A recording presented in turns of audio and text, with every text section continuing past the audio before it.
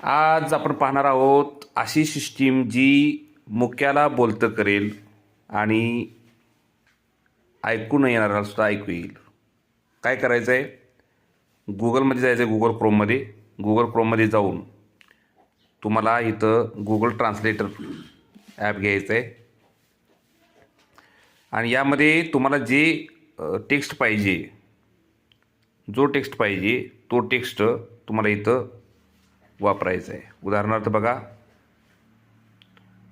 एक मिनटं मी मराठी घेतो. मी बरा आहे.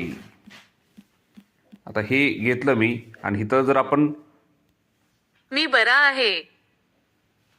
म्हणजे जर समजा एखादा मुका असेल, जर त्याला लिहिता वाचता येत असेल तर त्याने इथं फक्त टाईप करायचं आहे.